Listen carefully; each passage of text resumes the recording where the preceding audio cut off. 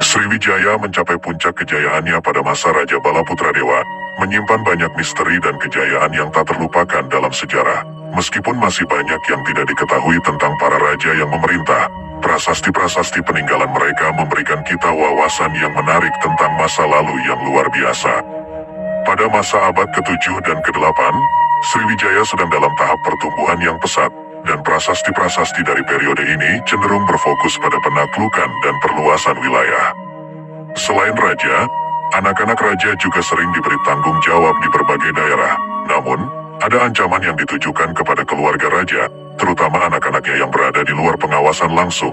Ini mungkin dianggap wajar pada masa di mana perdagangan memainkan peran penting, dan penguasa daerah memiliki tanggung jawab mengawasi jalur perdagangan dan pelabuhan. Raja Balaputradewa adalah salah satu puncak kejayaan Sriwijaya. Kerajaan ini menguasai jalur perdagangan vital melalui Selat Malaka, Selat Sunda, dan Semenanjung Malaya, membuatnya menjadi kerajaan nasional pertama dengan wilayah kekuasaan yang sangat luas. Untuk menjaga stabilitasnya, Sriwijaya membangun armada laut yang kuat untuk mengatasi gangguan di jalur pelayaran. Sriwijaya juga menjalin hubungan luar negeri yang kuat dengan India, China, dan bangsa-bangsa lainnya. Hubungan erat dengan Istana Kaisar China adalah salah satu aspek penting dalam sejarahnya. Bahkan, terdapat catatan bahwa Raja Sriwijaya pada abad ke-11 memperbaiki sebuah kuil di Kanton. Karya-karya Ising yang ditulis di Sumatera pada abad ke-7 juga menggambarkan Sriwijaya sebagai pusat agama Buddha yang terkenal. Semua pertumbuhan ini hanya mungkin terjadi karena Sriwijaya bersikap terbuka terhadap hubungan luar negeri yang aktif. Hal ini terlihat pada masa pemerintahan Raja Balaputradewa, yang menjalin hubungan erat dengan kerajaan Benggala di India yang saat itu dipimpin oleh Raja Dewapala Dewa. Raja Balaputradewa bahkan memerintahkan pembangunan asrama bagi para pelajar dan siswa yang belajar di Nalanda, menunjukkan komitmen mereka untuk pendidikan dan kerjasama lintas negara.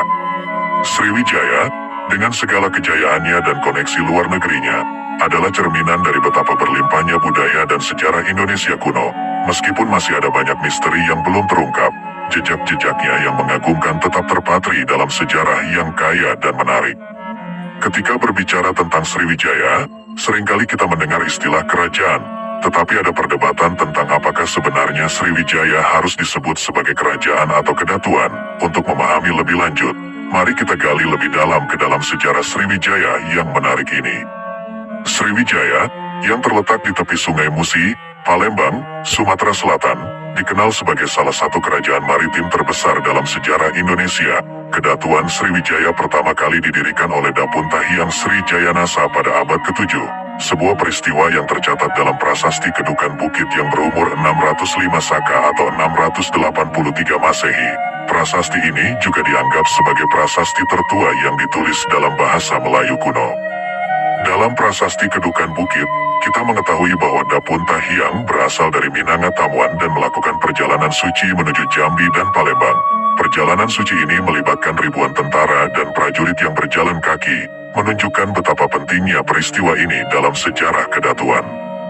Keberadaan dan kebesaran Sriwijaya juga terekam dalam catatan seorang biksu dari China bernama Ising, yang singgah di Sriwijaya pada tahun 671. Ising mencatat bahwa Sriwijaya adalah kerajaan besar yang menguasai Selat Malaka dan Selat Sunda. Namun, beberapa ahli sejarah berpendapat bahwa Sriwijaya seharusnya disebut sebagai kedatuan, bukan kerajaan, karena sistem pemerintahan yang diterapkan adalah monarki kedatuan. Sriwijaya dipimpin oleh seorang datu, dengan gelar tertinggi Datu Maharaja. Wilayah Sriwijaya dibagi menjadi mandala, masing-masing dipimpin oleh seorang Datu Mandala yang kedudukannya lebih rendah dari Datu Maharaja. Sistem monarki kedatuan ini juga melibatkan berbagai pejabat pemerintahan seperti Raja Muda, Menteri Agama, Panglima Perang, dan pengurus buruh. Georges Coedes, sejarawan asal Perancis, memiliki pandangan yang menarik. Menurutnya, Sriwijaya disebut kedatuan karena peran sentralnya dalam ilmu dan ajaran agama Buddha. Coedes berpendapat bahwa kedatuan adalah tempat di mana orang-orang datang untuk mempelajari agama Buddha. Dalam pandangannya, Sriwijaya lebih pantas disebut sebagai kedatuan daripada kerajaan. Pendapat Coedes mencerminkan peran penting Sriwijaya sebagai pusat agama Buddha di Asia Tenggara pada masanya. Dengan begitu, Sriwijaya tetap menjadi salah satu elemen yang memikat dalam sejarah yang kaya dan unik. terlepas dari apakah kita menyebutnya sebagai kerajaan atau kedatuan. Dengan pusat pemerintahannya yang berada di tepi Sungai Musi dekat kota Palembang, Sumatera Selatan, Sriwijaya menjadi salah satu kekuatan paling berpengaruh di kawasan tersebut. Ini adalah cerita tentang kehidupan ekonomi yang berkembang pesat di Sriwijaya. Kunci sukses ekonomi Sriwijaya adalah lokasinya yang strategis.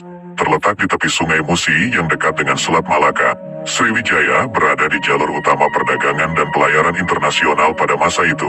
Selat Malaka menjadi pusat aktivitas perdagangan antara India dan China, dan pelabuhan Sriwijaya menjadi tempat wajib bagi kapal-kapal asing untuk mengisi persediaan air dan makanan, bahkan melakukan aktivitas perdagangan. Para pedagang asing ini membawa berbagai barang berharga seperti porselen, tembikar, kain katun, dan sutra, dan mereka menukarkannya dengan barang dagangan penduduk Sriwijaya. Barang-barang dagangan Sriwijaya yang sangat bernilai termasuk emas, perak, gading gajah, penyu, kemenyan, kapur barus, pinang, kayu gaharu, cendana, lada, dan damar. Seiring berjalannya waktu, Sriwijaya menguasai jalur perdagangan di Selat Malaka, membuatnya menjadi pemimpin dan pemain kunci dalam perdagangan internasional. Untuk melindungi kepentingan dagangnya, Sriwijaya bahkan memberi upeti kepada China agar tidak menjalin perjanjian dagang dengan negara-negara saingan Sriwijaya.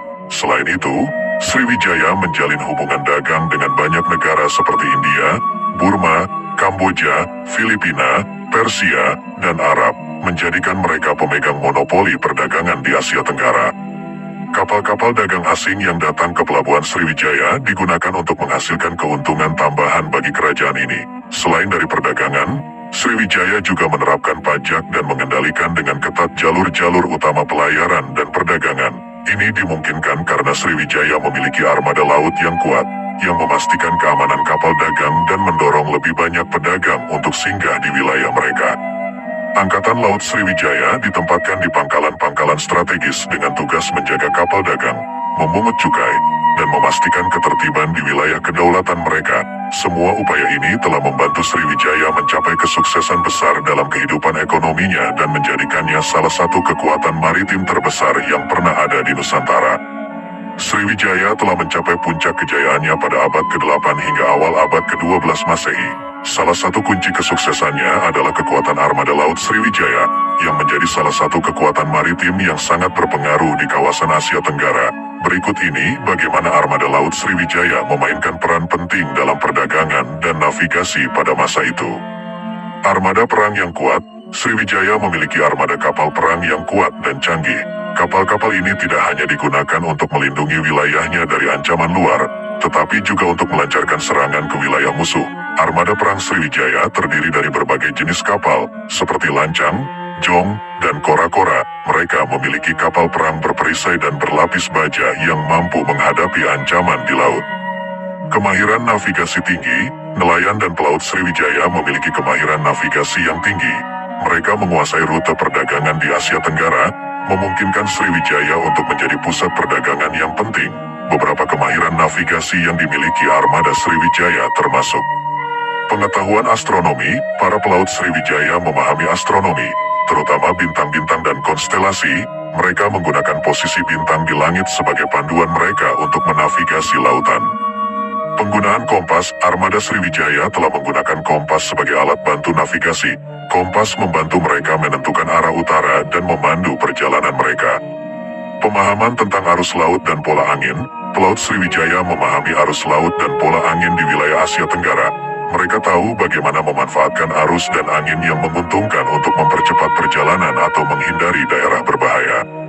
Penggunaan alat navigasi tradisional, selain kompas, armada Sriwijaya juga mengandalkan alat navigasi tradisional seperti peta laut, pemandu bintang, dan alat pengukur jarak dan kedalaman.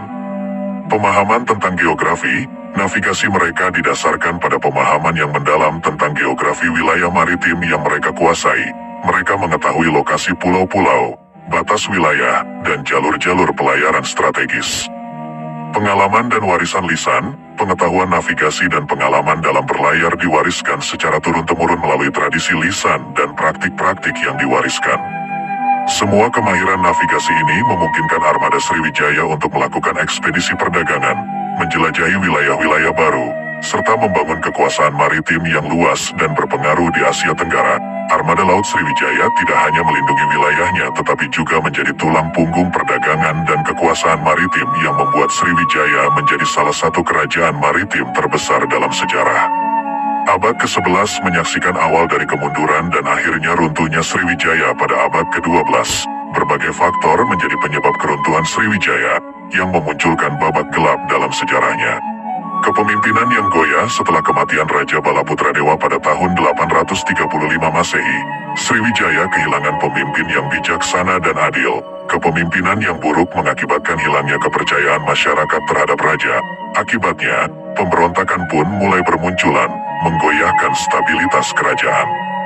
Serangan dinasti Chola, salah satu faktor krusial dalam keruntuhan Sriwijaya adalah serangan yang dilancarkan oleh dinasti Chola di bawah pimpinan Raja Rajendra Chola I. Serangan ini terjadi 2 kali, pada tahun 1017 dan 1025. Dampak serangan ini sangat merugikan Sriwijaya, bahkan wilayah kekuasaannya pun berhasil direbut oleh dinasti Chola. Serangan ini dipicu oleh kebijakan Sriwijaya yang memberlakukan pajak tinggi pada kapal-kapal pedagang yang berlabuh di Selat Malaka. Pajak yang berat ini menjadi salah satu penyebab ketegangan yang akhirnya memicu serangan dari dinasti Chola. Kombinasi dari kepemimpinan yang lemah dan serangan tak terduga dari dinasti Chola menyebabkan keruntuhan Sriwijaya. Kerajaan maritim yang pernah agung ini harus menyerahkan kejayaannya kepada arus sejarah yang tak terhindarkan, mengakhiri era kegemilangannya.